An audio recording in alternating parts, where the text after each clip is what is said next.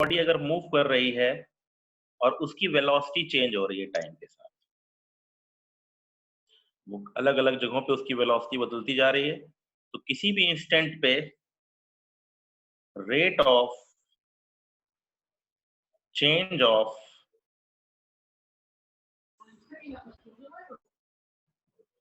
Direction,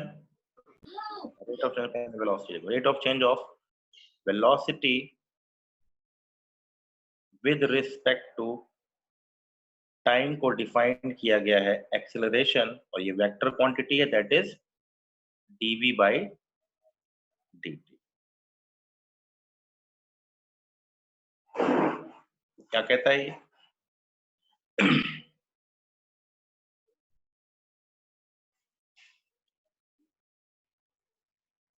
can be changed by changing speed or its direction। आप समझते हैं कि मतलब क्या है? अगर मान लीजिए ये वेलोसिटी है और लेट हमारा एक्सेलरेशन कुछ इस डायरेक्शन में आ रहा है, दोनों के बीच में एक एंगल है, दोनों सेम डायरेक्शन में नहीं है, तो अब यहां पर हमारे पास दो कंपोनेंट्स बनते हैं।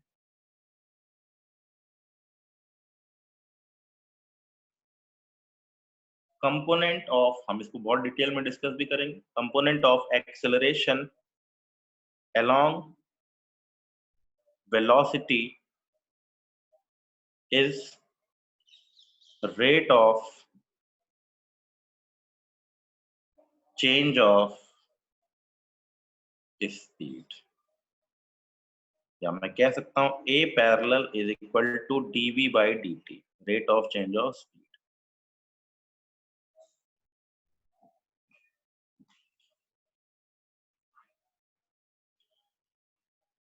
Component of A perpendicular to velocity, कैसे कंपोनेंट, हमने वेक्टर में कंपोनेंट निकालना सीखा है, इज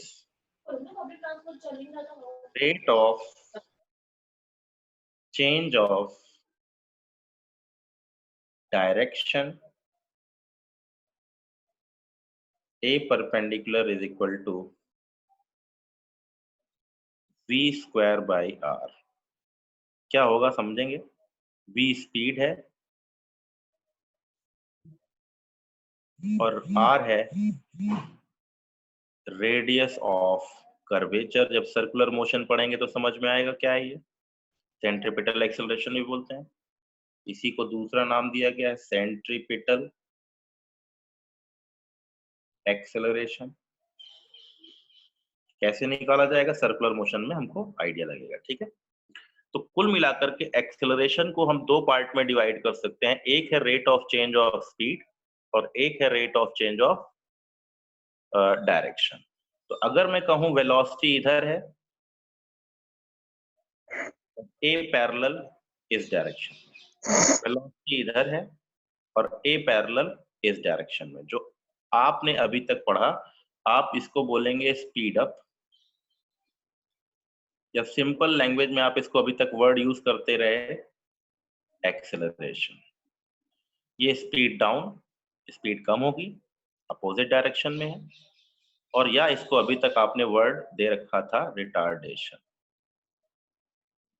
आप इसको A पैरेलल को पॉजिटिव लेके चलेंगे और यहाँ A पैरेलल को आप नेगेटिव लेके चलेंगे। ये सिंबोलिज्म है, सभी को समझ में ही आता है। पॉजिटिव का मतलब along the velocity, नेगेटिव का मतलब अपोजिट टू द वेलोसिटी, ठीक है। तो ये बेसिक सी बात क्लियर हो गई। तो पहला सबसे मुद्दे वाली बात क्या है? डेफिनेशन तो बहुत आसान सी है, इसके ऊपर अभी हम काम कर लेंगे, लेकिन एक्सेलरेशन में समझने लायक चीज क्या है? एक्सेलरेशन में समझने लायक चीज ये है कि एक्सेलरेशन है rate of change of velocity with respect to time. तो अब हम वेलोसिटी को चेंज करने के लिए कई तरीके के मेथड्स यूज कर सकते हैं, जैसे केवल स्पीड को बदल दें, केवल डायरेक्शन को बदल दें, दोनों बदल दें। अगर केवल स्पीड को बदलेंगे, जो हम नॉर्मली देखेंगे वन डायमेंशन में चलेगा, इधर ही रखिए, माइक ऑफ करो। किसी भी डायरेक्शन में अगर आप चल रहे हैं तो डायरेक्शन को डिफाइन कौन करता है? Velocity. Body moves along velocity. R or A may or may not be along B. हम लंबे समय में देखेंगे कि डिस्प्लेसमेंट और एक्सेलरेशन हो सकता है बॉडी के वेलोसिटी के अलोंग हो भी या नहीं भी हो, लेकिन हाँ ये है कि बॉडी किस तरफ मूव कर रही है इसको कौन डिफाइन करेगा? बॉडी के मूवमेंट को डिफाइन करेगा हमेशा वेलोसिटी। जिस तरफ वेलोसिटी होगी, यानी अगर हम किसी भी रास्ते की बात करें तो इस पॉइंट पे बॉडी की वेलोसिटी टेंजेंशियली होगी। पाथ है ये, पाथ मतलब रास्ता, इस पाथ पे वेलोसिटी टेंजेंशियली बनी रहेगी हमेशा। ठीक है, ये थोड़ी सी नॉर्मल चीज है, जानने वाली कोई ऐसी मुश्किल चीज नहीं है। हमेशा आप टेंजेंट के अलोंग ही चलेंगे, रास्ते के जिस तरफ चलेंगे आपकी वेलोसिटी का कंपोनेंट उसी तरफ आने वाला है। अब एक्सेलरेशन हो सकता है इसके अलोंग हो सकता है इसके परपेंडिकुलर हो, दोनों कंपोनेंट बन सकते हैं। पॉजिटिव डायरेक्शन में भी हो सकता है, नेगेटिव में भी हो सकता है। तो पॉजिटिव डायरेक्शन में अगर ए पैरेलल, जनरली हम इसी कंडीशन की बात करेंगे, हम इस कंडीशन की बात जब सर्कुलर मोशन आएगा तब की बात करेंगे, लेकिन हमें ध्यान रखना है कि अगर एक्सेलरेशन और वेलोसिटी एक ही एंगल पे नहीं है, एक ही डायरेक्शन में नहीं है, तब हमारे पास दो कंपोनेंट ऑफ एक्सेलरेशन मिलेंगे। एक होगा वेलोसिटी के अलोंग, एक होगा वेलोसिटी के परपेंडिकुलर। जो अलोंग द वेलोसिटी होगा वो स्पीड को घटाएगा बढ़ाएगा, और जो परपेंडिकुलर टू द वेलोसिटी होगा वो इसको सर्कुलर पाथ में लेके जाने की कोशिश करेगा। Tries to move in circular path. मतलब अगर केवल परपेंडिकुलर एक्सेलरेशन लगा दिया जाए तो बॉडी सर्कुलर पाथ में जाएगी। ठीक है, ये बेसिक सी जानकारी है, इसको ध्यान रखिएगा। अब इंस्टेंटेनियस एक्सेलरेशन समझ में आ गया। इसी को अगर आप मैथमेटिकली लिखना चाहें तो dv is equal to a dt वाले कंसेप्ट से भी लिख सकते हैं। ये भी इंटीग्रेशनल फॉर्मूला बन गया, डिफरेंशिएशन के फॉर्मूले को इंटीग्रेशन में कन्वर्ट कर लिया। तो इनके बारे में भी जिक्र करेंगे, एक दो न्यूमेरिकल देखेंगे। एवरेज एक्सेलरेशन क्या है? Average acceleration between two instant between interval। बहुत सिंपल, ये भी वही होगा, a average change in velocity, या सीधे पहले फॉर्मूला लिख लो, change in velocity upon time interval.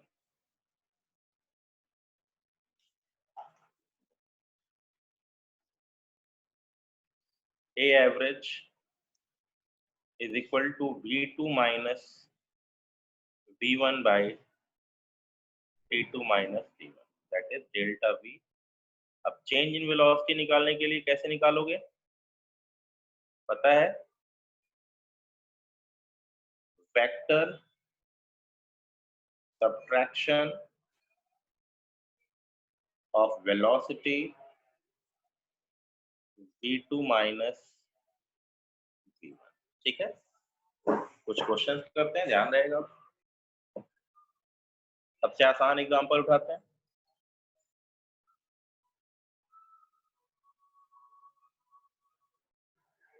वही पुराना एग्जांपल, ए से बी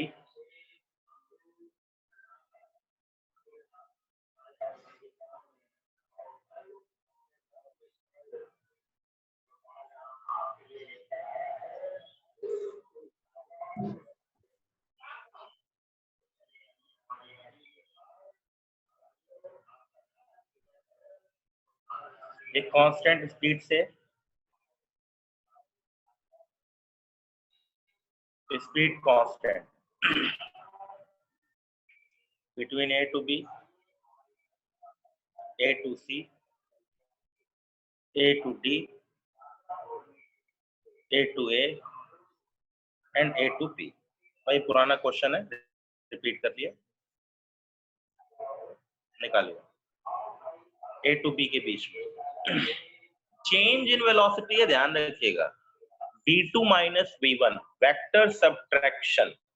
यहाँ पर अगर हम चेक करें तो वेलोसिटीज, तो आप अगर स्पीड की बात करें तो स्पीड तो है कांस्टेंट हर जगह, लेकिन वेलोसिटीज हर जगह अलग अलग है। तो इसको ध्यान रखना है कि va क्या होगी, दिस, ये हो जाएगी va, ये हो जाएगी vb, ये हो जाएगी vc, ये हो जाएगी vc, टेंजेंशियली चलते हुए। अब जरा ए से बी के बीच में आप एक बार कैलकुलेट करके बताइए कि what is the average acceleration. Average acceleration क्या होता है? Change in velocity upon time interval. Time interval निकालने के लिए मैंने पहले ही तरीका बताया कि टाइम इंटरवल हमेशा डिस्टेंस अपॉन स्पीड से कैलकुलेट कीजिए टाइम को निकालने के लिए। तो अब आपका काम है चेंज इन वेलोसिटी को कैलकुलेट करना। निकालिए जरा, देखिए।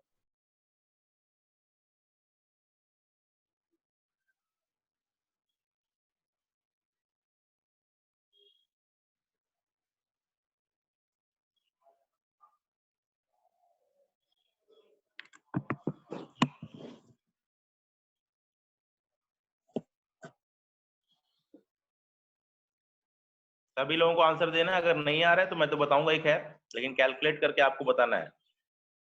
ये आपकी बेसिक समझ को अच्छा करेगा। आज का जो लेक्चर है बहुत ही सिंपल लेक्चर है, लेकिन इसको बेसिक समझने के लिए बहुत जरूरी है। कंफ्यूजिंग हो जाता है, लोग अभी तक एक्सेलरेशन सिंपल लेवल पे जानते रहे कि what is acceleration, speed up speed down. नहीं, स्पीड अप स्पीड डाउन एक बहुत छोटा सा पार्ट है एक्सेलरेशन का। Actually acceleration is rate of change of velocity, और वेलोसिटी को चेंज करने के दो तरीके बेटे। Sir 2 root 2 v square by pi r। v square by pi R. Sir 2 root 2 v square by pi r। Sir 2 root 2 by pi va। हाँ सही है भाई, ठीक है।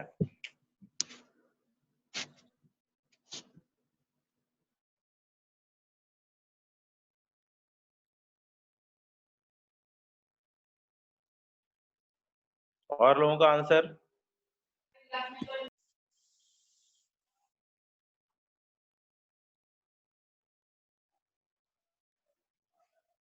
निकालिए। चेंज इन वेलोसिटी निकालनी है। Change in velocity is v2 minus v1। अब यहाँ v2 और v1 दोनों बराबर है, तो लोग कह देंगे v2 minus v1 is zero. Sir no, v2 minus v1 is not zero, because ये वेक्टर है, और वेक्टर को जोड़ना घटाना कैसे होता है? v2 माइनस v1 वेक्टर को निकालने का तरीका है, पहले v2 वेक्टर ड्रॉ करिए, फिर माइनस v1 वेक्टर ड्रॉ कीजिए। इनिशियल टू फाइनल आपको डायरेक्शन भी मिलेगी, आपको a एवरेज की वैल्यू भी मिलेगी और डायरेक्शन भी मिलेगी। Root 2 v square by pi r. हाँ रूट 2 क्या v बोल रहे स्क्वायर बेटे Utkarsh? Root 2 v square by pi r आ रही है। अच्छा ठीक है। और लोगों का आंसर अभी नहीं है भाई, कई लोगों का 2 root 2 v square by solution pi नहीं है। अमोली क्या कह रहे हो बेटे? 2 root 2 v square by pi r। बहुत स्लो आवाज आ रही है यार, थोड़ा तेज बोलो ना। 2 root 2 v square by pi r। हाँ सही है, 2 रूट 2 स्क्वायर बाई पाई आ रहा है। मेरा भी यही आ रहा है। pi r। हाँ अंजलि तुम्हारा क्या आ रहा है? 2 v square by pi r। एक minute. Sir 2 root 2 v square by pi। हाँ असली फॉर्मूला तो बनेगा a टू p के बीच में। अभी तो a टू b के बीच में बात कर रहे हैं, तो a टू b के बीच में। तो मैं सब सॉल्व करता हूँ, आराम से समझिएगा, कोई मुश्किल काम नहीं है। यहाँ पर वेलोसिटी चेंज का गेम भी बन जाएगा। vb minus va, this is vb, और va माइनस मतलब माइनस va।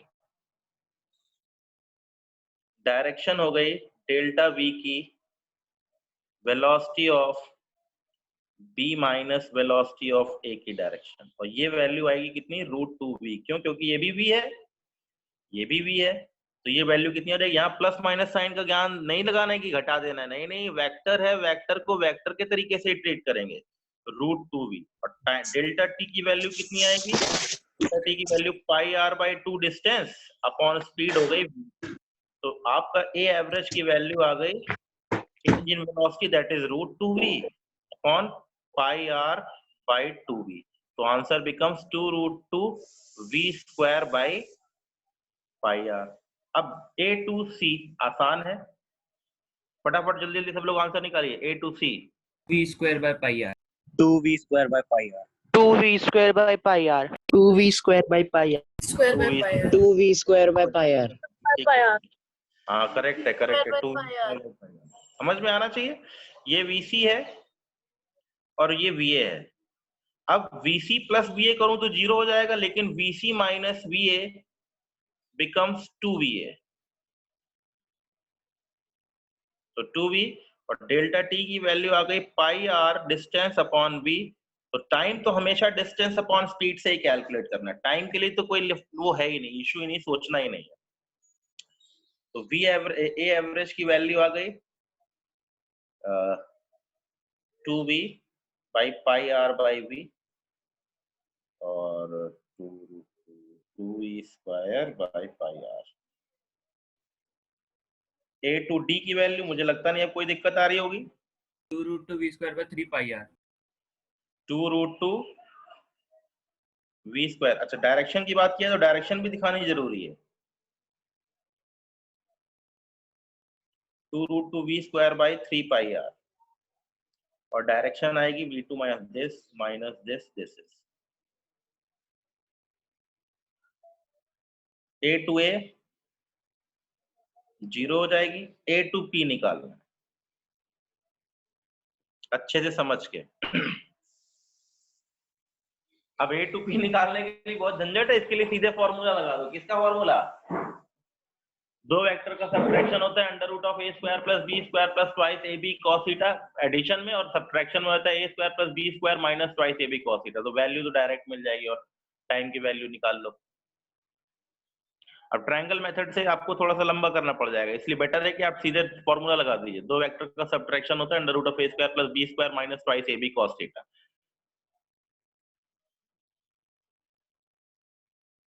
भव्य तुम हो, आंसर नहीं आ रहा तुम्हारा? सर हाँ, ये तो सर आ आंसर गया क्यों था नहीं आंसर। दिया? हाँ, सर दिया था आंसर। अच्छा दिया था, तब ठीक है, सॉरी, कोई बात नहीं। तो काफी बड़ा सा आ रहा है। बड़ा बड़ा थोड़ी आएगा, इसी को तो गेम कहते हैं। मैथ्स पढ़ रहे हो ना ट्रिग्नोमेट्री में, उसको शॉर्ट फॉर्म में ले आओ, 2v sin theta by 2 2v cos theta by 2, इस फॉर्म में आ जाएगा वो। और अब एंगल की वैल्यू, टाइम की वैल्यू आ जाएगी theta R by V. Sir 4v square 1 minus cos theta by R theta. तो 1 माइनस कॉस थीटा को sin थीटा बाई 2 में कन्वर्ट कर लो प्रभुदेवा, और रूट में भी आएगा वो तो। Okay sir. हाँ, कन्वर्ट करो, इसीलिए तो सिखाया जा रहा है वो।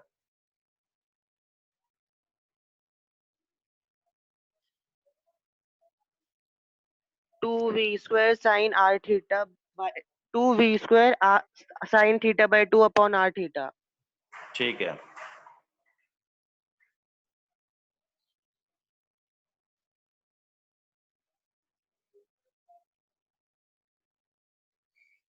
चेंज इन वेलोसिटी निकालना मेन गेम है, टाइम तो पहले भी निकाल चुके हैं हम।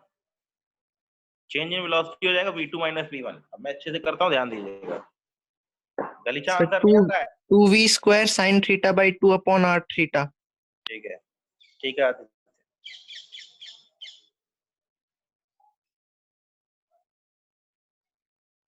This is v2, this is v1। Delta v की वैल्यू हो जाएगी v2 square plus v1 square minus 2v1 v2। दोनों के बीच का एंगल भी थीटा, अगर ये थीटा एंगल घूमेगा तो ये वाला भी थीटा एंगल घूम जाएगा, दोनों के बीच में थीटा का एंगल है cos theta. That equals to 2v square 1 minus cos theta, और 1 माइनस cos थीटा को लिखते हैं 2 साइन स्क्वायर थीटा बाई 2, तो कट के आ जाएगा, ये वैल्यू निकल आएगी 2v साइन थीटा बाई 2, हमने पहले भी सीखा हुआ है। अब डेल्टा टी की वैल्यू, डिस्टेंस हो गई आर थीटा और स्पीड हो गई v, तो ए एवरेज की वैल्यू आ गई delta v by delta T, that equals to 2v sine theta by 2 upon R theta. ठीक है, डायरेक्शन निकालनी हो तो अब समझदार बच्चे की। हाँ बेटे, जतिन बोलो। थीटा बाय 2 वाला समझा दो सर एक बार। साइन थीटा, जाता हूँ, देखो तो साइन थीटा बाय 2 वाला समझा दो सर। 1 माइनस कॉस थीटा का फॉर्मूला हो जाएगा 1 minus 2 sine square theta by 2।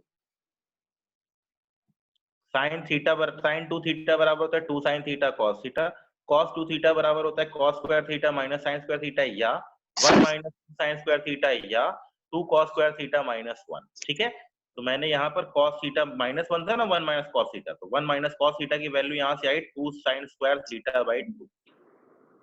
ठीक, तो फॉर्मूला है ये, सीधे फॉर्मूले को यूज किया गया, मैथ्स का formula. Done. 1 minus cos theta can be written as 2 sin square theta by 2। 1 plus cos theta can be written as 2 cos square theta by 2। ठीक है, और इसको जब इससे मल्टीप्लाई करोगे तो क्या हो जाएगा, ये 2b square into 2 sin square theta by 2 का अंडर रूट, जब अंडर रूट से बाहर लोगे तो क्या हो जाएगा, 2 2 4, 4 का 2 हो गया, v स्क्वायर का v हो गया, sin स्क्वायर थीटा बाई का sin थीटा बाई 2। क्लियर हो गया? ठीक है, अब ये वैल्यू आ गई। तो ए एवरेज निकालना भी अच्छा काम है, अक्सर पूछ सकता है आपसे, एक जानकारी के तौर पे। अब थोड़ा सा अलग टाइप की प्रॉब्लम करते हैं।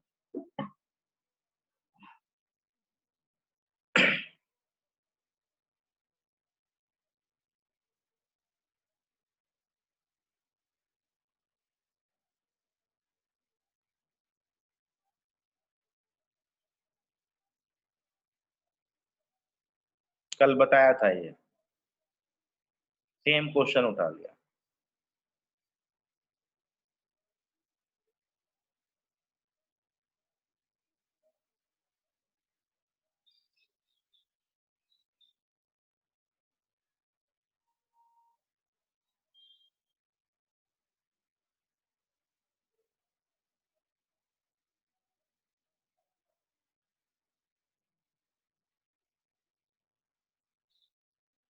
निकालिए, इसका लॉजिक क्या बताया था, ये रिवर्स करने वाली मोशन है, वापस लौटने वाली motion.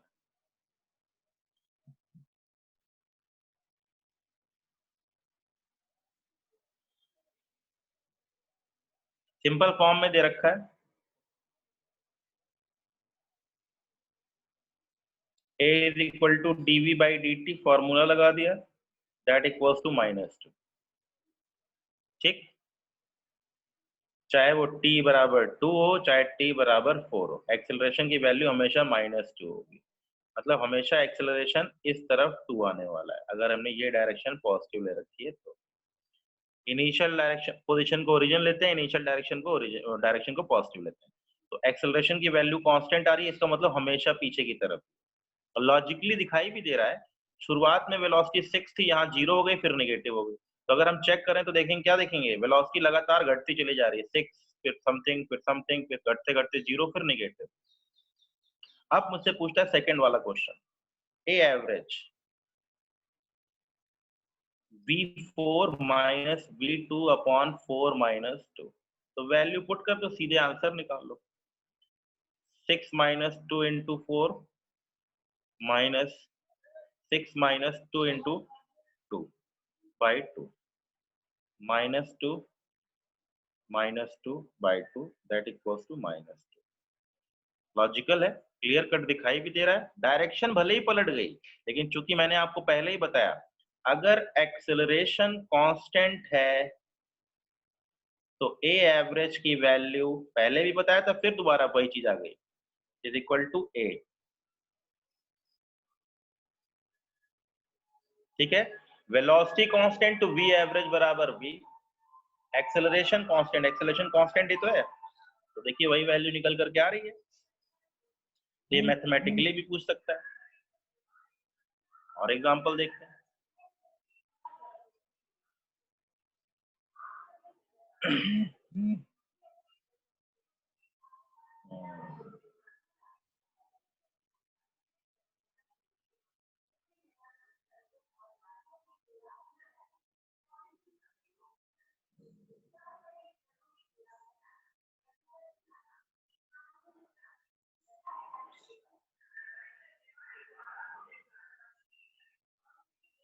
Find dv by dt and और rate of change of speed. ये तो बस जानकारी है, बस पता होना चाहिए, पता है तब तो आपका काम बन गया। आपको rate of change of speed बतानी है और rate of change of direction दोनों बताना है। Rate of change of speed and rate of change of direction दोनों बताना है। सर cos 37 की वैल्यू बता दो। 8 और 6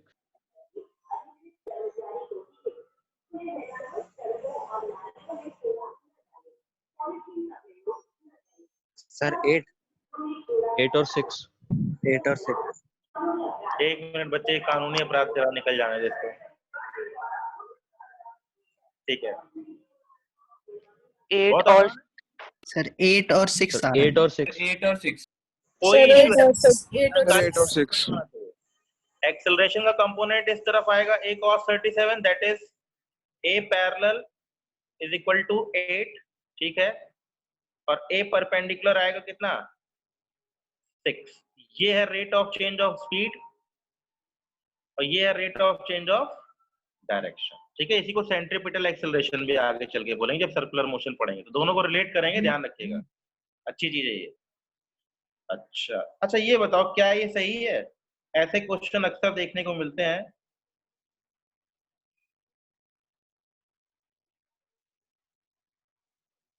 क्या ये स्टेटमेंट सही है, और अगर सही है तो क्यों सही है, गलत है तो क्यों गलत है, बताओ भाई।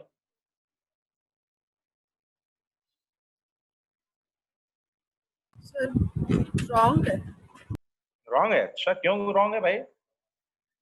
सर पहला वाला rate of change of magnitude of velocity है और दूसरा magnitude of rate of change of velocity है। हाँ, देखो दोनों में अंतर है। ये है rate of change of speed और ये है एक्सेलरेशन, यानी rate of change of velocity, दोनों अलग अलग है। इसके दो कंपोनेंट, इसका एक कंपोनेंट एक हो सकता है किसी एक स्पेशल केस में ये सेम हो जाए अगर वन डायमेंशनल है। जब v along a है, if v along a है then true, otherwise wrong। ये क्या है? रेट ऑफ चेंज ऑफ, क्या है ये? Magnitude of velocity. स्पीड है ये। और ये क्या है? Rate of change of velocity. दोनों में अंतर ध्यान रखिएगा। ये rate of change of velocity का मैग्नीट्यूड है, मैग्नीट्यूड ऑफ, ठीक है, मॉड लगा दिया ना, पूरे पे मॉड लगा दिया तो इस क्वांटिटी का की मैग वैल्यू। अब ये इस पे वैल्यू लगा रखा है तो ये मॉड ऑफ v क्या होता है? स्पीड होता है। Mod of v is known as speed. ठीक, अच्छा मैं एक और क्वेश्चन पूछ रहा हूँ, एग्जांपल।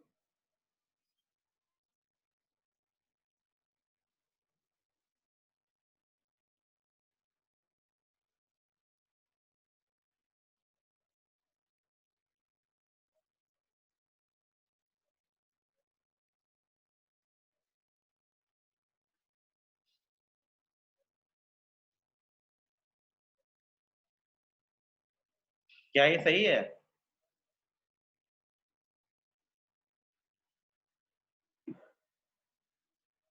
क्या ये स्टेटमेंट करेक्ट है?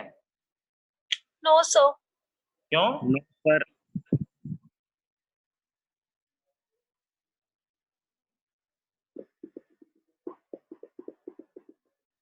क्यों नहीं सही है ये?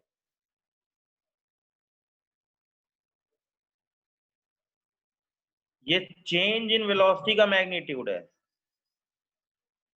ठीक, और ये स्पीड, चेंज इन स्पीड है। ये क्या है? It is v2 minus v1 का मॉड। ये चेंज इन वेलोसिटी का मैग्नीट्यूड, ये magnitude of change in velocity है, और ये है चेंज इन स्पीड। तो इस टाइप से भी आपको क्वेश्चन वगैरह आपकी किताब वगैरह में देखने को जरूर मिलेगा, आइडिया भी लग जाएगा कि भाई ये चीज कैसे निकल रही है। ठीक है, अच्छी बात है।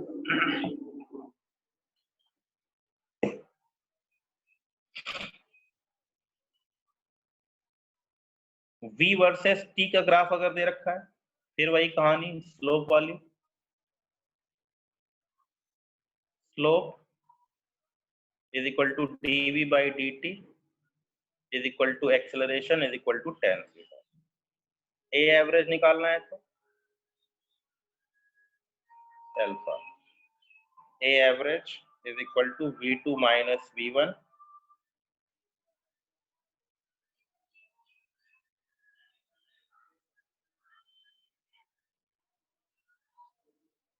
ग्राफ के लिए मैं ज्यादा टेंशन ले ही नहीं रहा, क्योंकि मैं इसको फिर से अलग से पढ़ाने वाला हूँ, ये हमारा अपना काम है।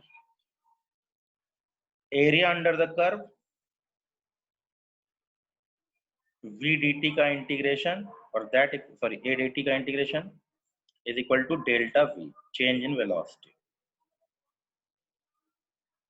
ये मिलती है चेंज इन वेलोसिटी। ग्राफ हम एक साथ करेंगे, ठीक है। तो मैंने सारे ग्राफ बता दिए एटीवीटी, लेकिन केवल यही ग्राफ नहीं होते, एवी केवी एवी एआर वीआर, इसीलिए सारे ग्राफ एक साथ पढ़ेंगे। अभी के लिए फिलहाल सिंपल केस है। अब देखो इनको रिलेट करना, आर दिया है, बी दिया है, ए दिया है। अब आपके पास फिजिक्स के मतलब काइनेमेटिक्स की सारी इक्वेशंस आ गई। v इज इक्वल टू, यही जो मैं लिखवाने वाला हूँ यही इक्वेशन है बेसिकली फिजिक्स, वेक्टर फॉर्म में लिख दो, मतलब kinematics. dr is equal to v dt का integration, a is equal to dv by dt और ये dv is equal to a dt। अगर देखा जाए तो कायदे से यही चार इक्वेशंस काइनेमेटिक्स की इक्वेशंस हैं। एवरेज वर्ड लिखना है तो डेल्टा डेल्टा लगा दो, v एवरेज बराबर delta r by delta t, a average बराबर delta v by delta t। Distance की बात नहीं हो रही, डिस्प्लेसमेंट या पोजीशन, r को पोजीशन या डिस्प्लेसमेंट दोनों ले सकते। तो बेसिकली यही है आपकी काइनेमेटिक्स। इसी को यूज कर करके आप कई चीजें एप्लीकेशन में लेकर के आते हैं। अगर r पता है तो v बराबर किसके हो जाएगा, dr बाई dt, और a बराबर किसके हो जाएगा, dv बाई dt। अगर a पता है तो डेल्टा v बराबर हो जाएगा a dt और डेल्टा r बराबर हो जाएगा v dt।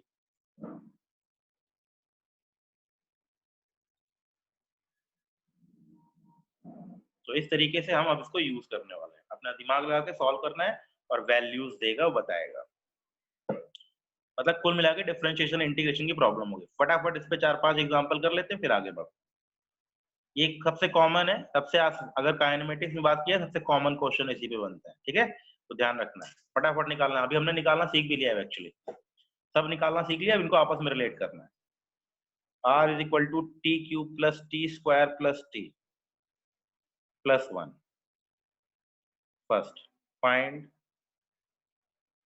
v and a at t is equal to 2.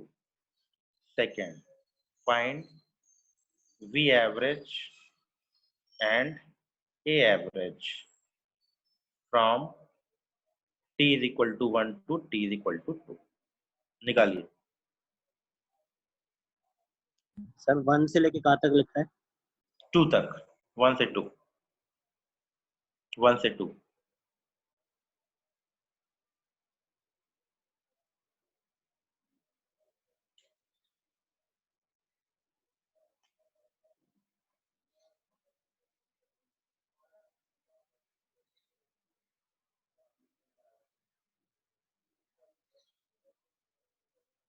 v और a तो बच्चों वाला गेम है।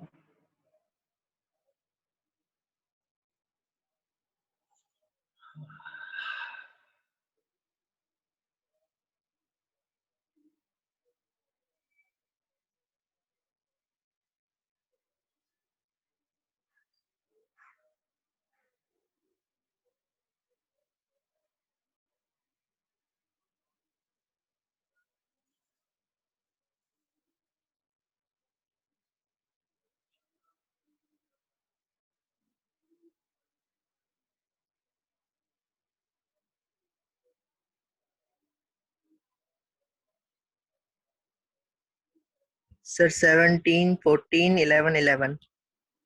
ठीक है, 14, 11, 11. ठीक है। 3 चौक 12, 2 14, 12 चौक 16, t is equal to 2, A equal to 14 V average So 17, 14, 11, 11. ठीक है 17, 14, 11, 11. 17, ठीक है 14, 11, 11. ठीक है 17 14 11 11 ठीक है भाई, बहुत बढ़िया, वेरी गुड। 17, 11, 11 और 14. बाय 1 11 ही आ रहा होगा, सब लोग जिद कर रहे हैं, तो तुम लोग इतनी जिद कर रहे हो तो मैं मान लेता हूँ 11 है। V2 minus V1 by T2 minus T1 that equals to and 2 square plus 2 into 2 plus 1 minus 3 plus 2 plus 1 by 1, ये भी 11 यार। ठीक है, सबसे आसान क्वेश्चन यही होता है।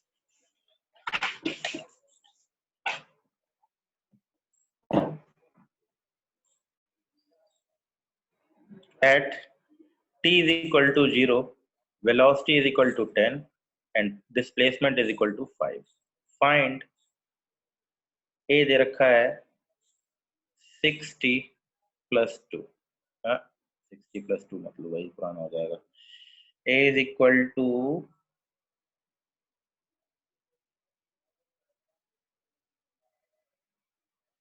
12t only ले लिया। Find velocity and displacement at, या position लिख लो, and position at t is equal to 2. First, second, V average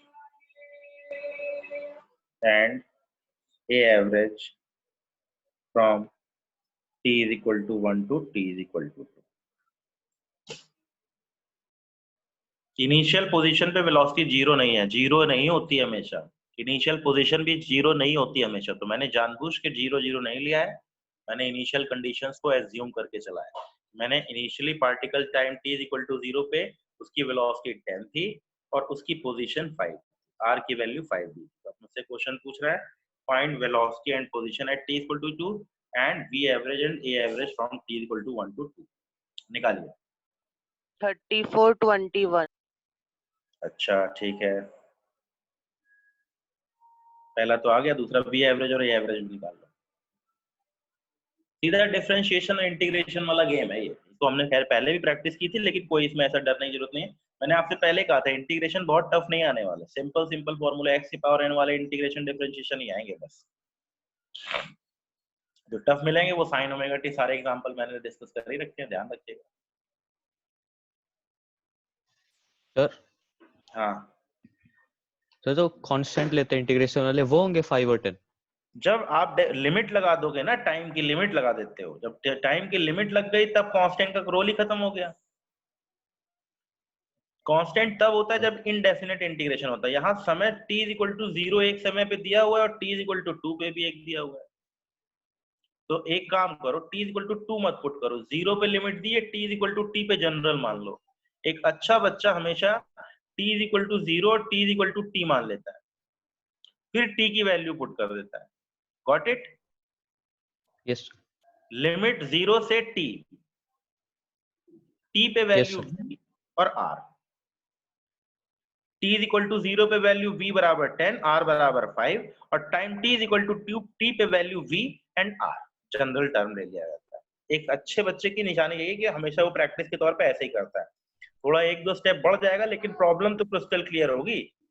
जब बाद में सॉल्व करने की बारी आएगी तो आप जल्दी कर लीजिएगा सॉल्व, लेकिन अभी तो दिमाग में ये आना चाहिए ना कि कैसे इसको लिमिट को पुट किया जाएगा। अभी मैं करूंगा, आपको सबको समझ में आ जाएगा, बहुत मुश्किल नहीं है।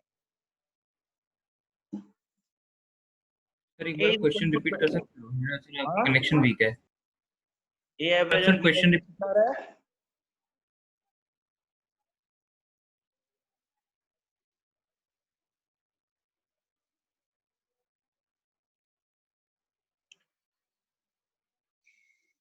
dv by dt a की वैल्यू होती है that is equal to 12t।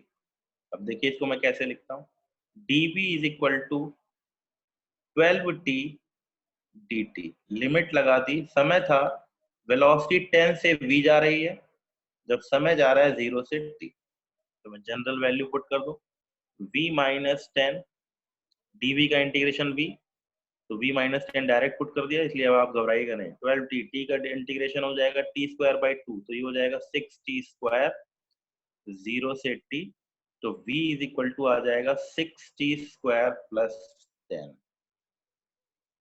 Value बाद में पुट कर लेंगे। अब v is equal to dr by dt, displacement या पोजिशन वाइज,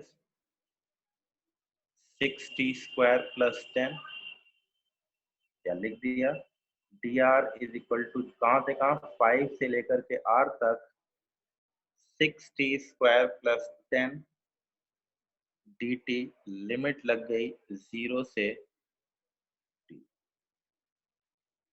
तो r माइनस 5 dr का integration that equals to 6t square t cube by 3, तो 2t क्यूब 10 0 से t, तो r इज इक्वल टू आ गया 2t cube plus 10t plus 5। अब आगे का काम आप जानते ही हैं क्या करना है, आगे का काम मुश्किल नहीं है, इसीलिए मैंने लिमिट लेने के लिए टाइम की वैल्यूज पुट कर ली, मैंने लिमिट देनी, मैंने 0 0 नहीं माना शुरुआत में, जनरली कुछ ना दिया हो तो 0 0 मान लो कि टाइम t इक्वल टू 0 पे वेलोसिटी 0 है, लैंग्वेज में बोलेगा पार्टिकल स्टार्ट फ्रॉम रेस्ट, ठीक है, एंड पोजीशन जब कुछ ना दी हुई है तो इनिशियल 0 मान ली जाती है, ठीक है, इनिशियल डिस्प्लेसमेंट 0 मान लेते हैं, क्योंकि हमने पहले ही बताया r can be position, r can be displacement, ठीक है, दो पोजीशन का डिफरेंस होता है डिस्प्लेसमेंट, तो अगर हमने कुछ नहीं बोल रखा है, डिस्प्लेसमेंट पूछा तो r2 माइनस r1 की बजाय हमने r वर्ड यूज कर लिया, लेकिन अगर पोजीशन पूछेगा तो r की वैल्यू स्पेसिफिक करके बताएगा, जैसे इस केस में r की वैल्यू स्पेसिफिकली उसने बताई, ये पोजीशन है, तो पोजीशन और वेलोसिटी क्लियर हो गया, ये बहुत मुश्किल नहीं है। देखिए ध्यान क्या रखा था इसमें, एक v की वैल्यू दे रखी है, मतलब a की वैल्यू दे रखी है, तो v dv by dt formula use कर लिया, a is equal to dv by dt that is 12t, dv 10 से v 0 12t से t, ठीक है, अब वैल्यू पुट कर लो, eight t is equal to 2, 2 दूनी 4 6 24 10 34, v की वैल्यू आ रही है 34, at t is equal to 2, position की वैल्यू आ रही है 2 दूनी 4 दूनी 8 16 16 20 26 5 31, r is equal to 31। अब v average r2 minus r1 by t2 minus t1, वही पुराना गेम, और a average v2 minus v1 upon t2 minus, value put करके निकाल लिया, ठीक है। अब थोड़ा सा इसमें हेर फेर हो जाएगा, क्या हेर फेर हो जाएगा, चीजें बदल जाएंगी, निकालने का तरीका बदल जाएगा, वैल्यूज बदल जाएंगी। अब देखो क्या कह रहा है, अब a और b की बात, अब जैसे मुझसे कहता है a is equal to dv by dt है, ठीक, इसे क्या लिख सकता हूं मैं, अब थोड़ा मैनिपुलेशन का game, dv by dt into dr by dr, किसी को दिक्कत, dr से क्यों मल्टीप्लाई किया, अभी समझ में आएगा क्या करने वाला हूं। अब मैं थोड़ा सा हेर फेर करने वाला हूं, थोड़ा ध्यान रखिएगा, dv by dr into dr by dt, अब dr बाई dt क्या होता है, वेलोसिटी, तो मैं इसमें लिखता हूँ v dv बाई dr। तो कई बार हमें ऐसे फंक्शंस दिए होते हैं कि हमसे कुछ कुछ निकलना बड़ा मुश्किल हो जाता है, तो अब हमें थोड़ा बहुत हेर फेर करनी आनी पड़ेगी गुणा भाग करने में। तो अब सिंपल फंक्शन नहीं होंगे, r फंक्शन ऑफ टाइम नहीं होगा, v फंक्शन ऑफ टाइम नहीं होगा, a फंक्शन ऑफ टाइम नहीं होगा, अब ये आपस में कुछ फंक्शंस बनेंगे, इन फंक्शंस को ध्यान रखना है, ये सबसे ज्यादा इंपॉर्टेंट और कॉम्प्लेक्स है आपके हिसाब से मैथमेटिक्स, क्योंकि इसमें यही नहीं समझ में आता करें कैसे, लेकिन धीरे धीरे, चूंकि मैंने स्टार्टिंग ही बता दिया आपको, अब करना क्या है, एक फंक्शन को दूसरे फॉर्म में कन्वर्ट करना है। अब जैसे एग्जांपल ले, गिवन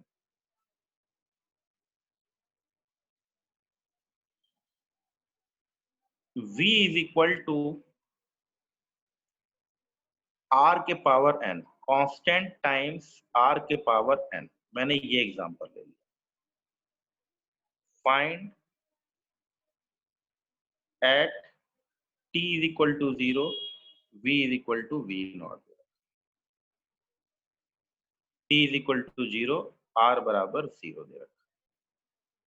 कंडीशन देगा, वो बताएगा शुरुआत में कि एट रेस्ट ये है वो है। फाइंड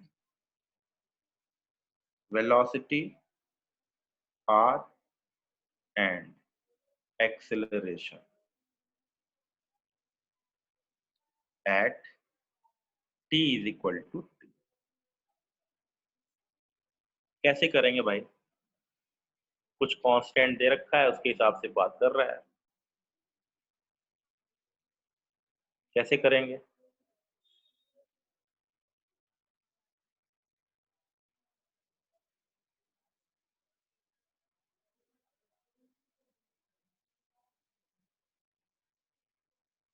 कुछ दिमाग लगे तो। सर वो v को dr by dt लिख सकते हैं ऐसे करके। हाँ, ये तो आसान ही है।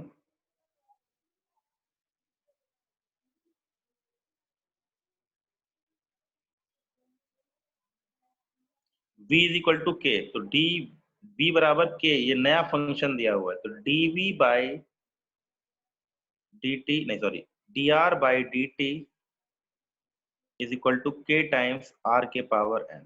तो ये तो सिंपल फॉर्म में आ गया। dr बाई r के power n is equal to K dt। 0 से t, 0 से r के पावर माइनस n। r के पावर माइनस n का इंटीग्रेशन हो गया r के power minus n plus 1 upon minus n plus 1। 0 से r। अब सबसे बड़ी दिक्कत है 1 अपॉन r की वैल्यू अगर लेके चलेंगे तो 0 पे ये डिफाइंड ही नहीं होगा।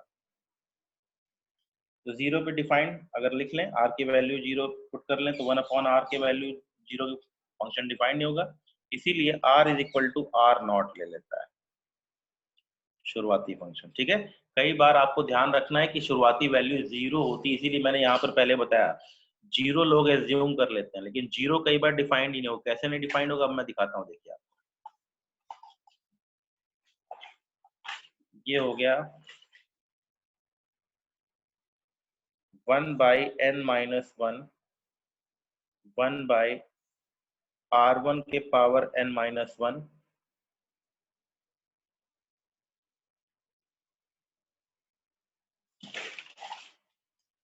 और ये पावर माइनस n हो गया ना, माइनस n प्लस 1, नीचे लेके चले n माइनस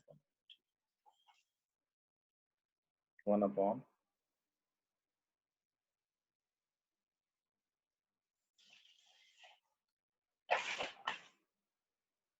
बराबर। ये लिमिट बन रही है। अगर मैं इसको r1 से r2 लिख दूं तो, r1 से r2 लिख दूं तो dr by dt is equal to K r के पावर n, या r के power minus n dr is equal to K dt। Limit लगाई r1 से r2, 0 से t, पोजीशन चेंज हुई r1 से r2, तो r के पावर माइनस n का इंटीग्रेशन हो गया r के power minus n plus 1 upon minus n plus 1 upon r1 r2 के t। इसको समझ में, इसलिए डिटेल में सॉल्व कर रहा हूँ, ध्यान दीजिएगा। ये हो गया minus 1 by n minus 1, 1 by r n minus 1, r1 से r2, माइनस माइनस n गायब करेंगे तो ये हो जाएगा 1 upon n minus 1, 1 by r1 पहले ले लेंगे लोअर लिमिट को, r1 के power n minus 1 minus 1 upon r2 के power n minus 1 is equal to kt। तो ये टाइम का फंक्शन बना। अब लेकिन सबसे बड़ी दिक्कत क्या आ रही है, इस टाइम के फंक्शन में अगर हम वैल्यू पुट करें, r की तो निकल गई, v की निकालने के लिए r को लिखना पड़ेगा। तो r1 की वैल्यू आप क्या ले लेंगे, r1 की वैल्यू अगर आप 0 ले लेंगे तो r1 की वैल्यू 0 ले लेंगे तो 1/0 की वैल्यू क्या हो जाएगी, इनफाइनाइट हो जाएगी। और ये -1/r, तो इनफाइनाइट ले नहीं सकते इसलिए r0 लेना पड़ेगा। तो ये बनेगा r1 इज इक्वल टू, इसीलिए लिखा जाएगा r1 is equal to r0, value लिखा होता है। अब मैं इसको जनरल फॉर्म में लिख रहा हूँ, ज्यादा कॉम्प्लेक्स नहीं करूंगा, वो समझाने के लिए बताया था। अब आसान वाले एग्जांपल उठा लूंगा, इसीलिए मैंने पावर n ले ली। तो ये हो गया 1/r0 के power n minus 1 minus 1/r के पावर n माइनस 1 बराबर n माइनस 1 के माइनस 1 या इसको इधर ले आए 1/r के पावर n माइनस 1 बराबर 1/r0 के power n minus 1 minus n minus 1।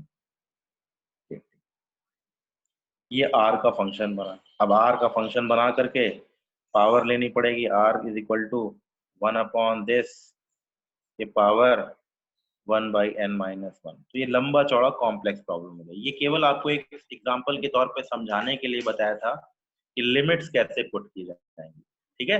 लेकिन आपको जो फंक्शन मिलेगा वो बहुत मुश्किल फंक्शन नहीं होगा, आसान सा फंक्शन होगा। कैसे होगा देखते हैं। जैसे एग्जांपल आपने माइनस कैसे काटा था बेटा, ये लंबा चौड़ा हो जाएगा। अब इसको फंक्शन बनाना तुम्हारे लिए अभी फिलहाल के लिए पॉसिबल नहीं है। जो अब -1/n माइनस 1 है ना, फंक्शन तो कोई इशू नहीं है। इसको अब r की वैल्यू निकालनी है ना यहाँ से। अब 1/r के पावर n माइनस 1 की वैल्यू ये आ रही है, तो इस पूरी वैल्यू को निकाल करके 1 कर दोगे, फिर उसके पावर 1/1 माइनस n में ले लोगे, फिर सॉल्व करोगे। तो ये अभी तुम्हारी रेंज में नहीं है, ठीक है ना। इसके बाद उसको डिफरेंशिएट करना थोड़ा मुश्किल हो जाएगा, फिर उसको डिफरेंशिएट करोगे तो v मिलेगा, फिर a मिलेगा, थोड़ा सा मुश्किल हो जाएगा। इसलिए हम पहले आसान एग्जांपल उठा लेते हैं, इतना कॉम्प्लेक्स आएगा भी नहीं अभी के लिए, ठीक है ना। मैं कुछ और पूछ रहा था sir.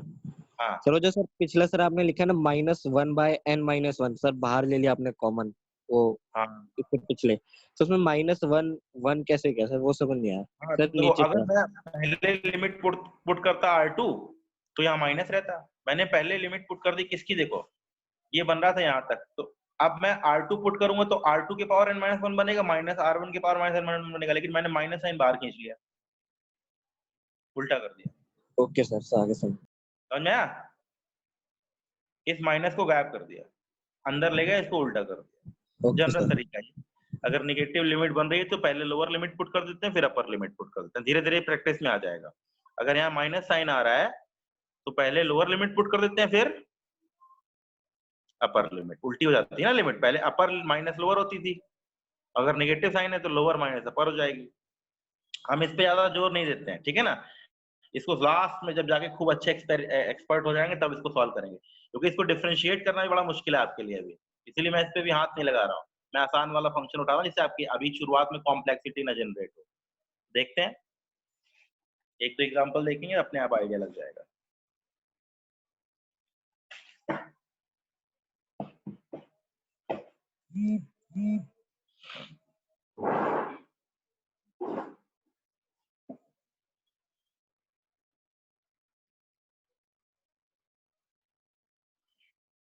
V is equal to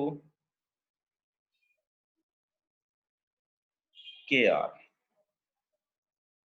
at T is equal to 0, V is equal to V0, R is equal to R0। Example. अब मुश्किल नहीं होगा।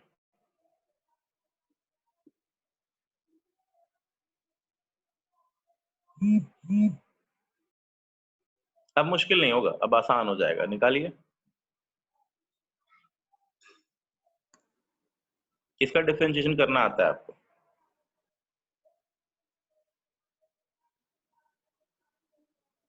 इसीलिए लिमिट का ध्यान रखना है, ये नहीं कि जीरो मान लिया शुरुआत में। इसीलिए देखिए मैंने एक बार भी जीरो नहीं माना, आप लोगों को समझाने के लिए मैंने कभी भी जीरो नहीं माना। इसके पीछे रीजन है कि मैं जीरो क्यों नहीं ले रहा हूँ, क्योंकि शुरुआती जीरो से ही नहीं होती है। शुरुआत वेलोसिटी जीरो भी हो सकती है, नहीं भी हो सकती है। शुरुआती पोजीशन जीरो भी हो सकती है, नहीं भी हो सकती है, तो उस पर डिपेंडेंसी है। V equal to V naught, R equal to R naught. निकालो भाई, देखिए कौन निकाल लेता है। V और आपको R, V और A का फंक्शन ऑफ टाइम निकालना है। जो निकाल लेगा मैं मान ले रहा हूं, अब उसको मैथमेटिकली काइनेमेटिक्स में दिक्कत नहीं आएगी। फिर आगे वही अपने फॉर्मूले और बनेंगे, वो सब देखते रहेंगे। 1 dimension, 2 dimension, graph, relative velocity, distance of closed approach। Limit वगैरह पुट करके दिखानी, हाँ वगैरह भी पुट करनी, क्या पुट करके? लिमिट। नहीं, लिमिट क्यों पुट करोगे, अपनी मर्जी से निकाल लो भाई, ये लिमिट के बिना काम ही नहीं बनेगा। इस वाले एग्जाम्पल को ध्यान में दो, मैंने कैसे निकाल के दिखाया अभी।